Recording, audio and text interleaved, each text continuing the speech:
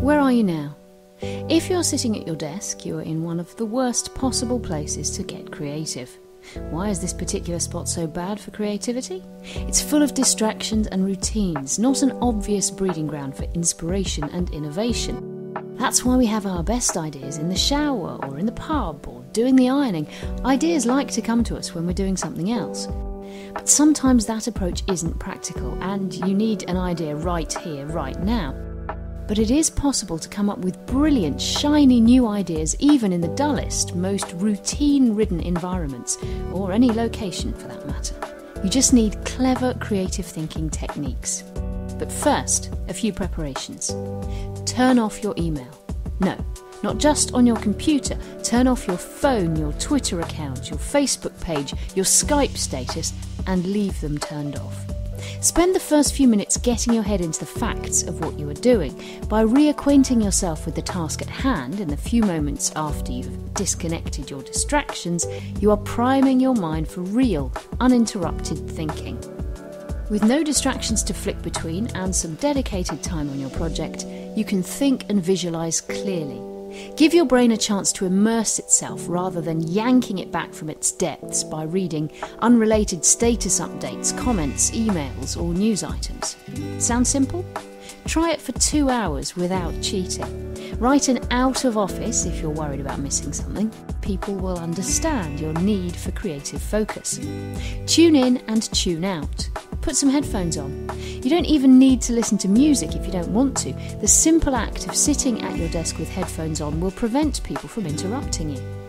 If you do want music, think hard about what music. Not the same old playlist you've been commuting to, showering to, running to. Try something you haven't heard in a while or a completely new album. Better still, try something you wouldn't normally listen to. Be aware of the calming or energising effects the tunes or lyrics are having and change your track accordingly. If you're distracted by lyrics, choose instrumental tracks.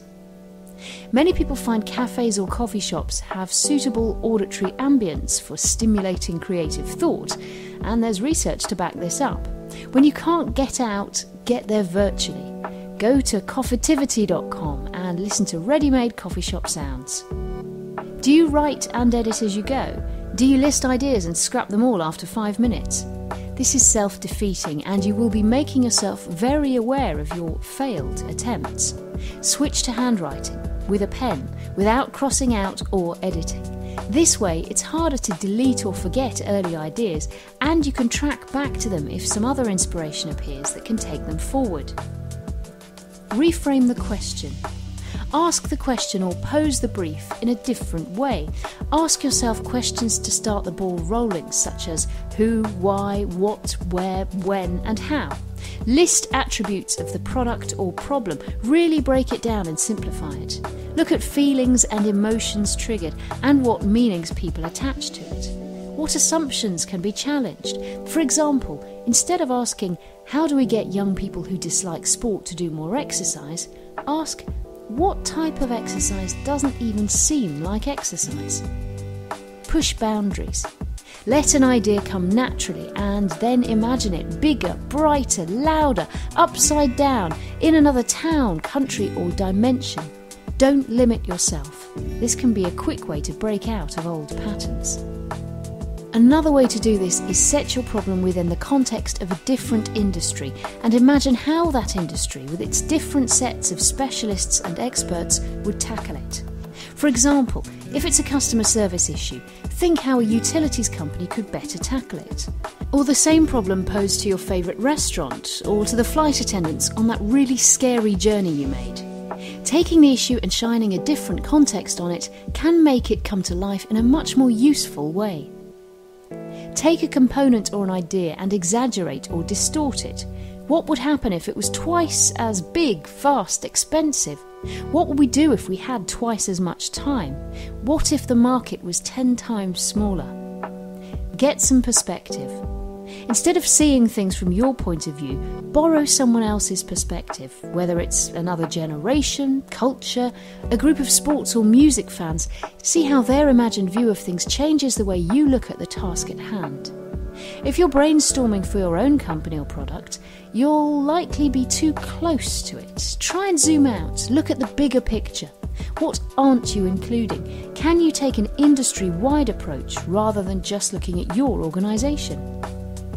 Make some unrelated links to what you're dealing with. Imagine how your issue or problem would be impacted by a sudden snowstorm. Can you function the same, or do you need to make changes?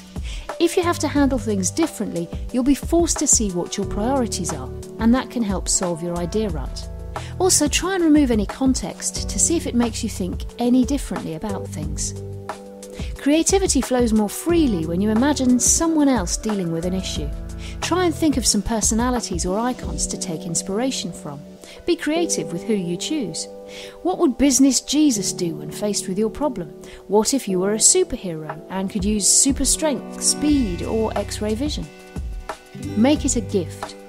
Sometimes we produce our best work or try our hardest when we are making something as a gift for someone.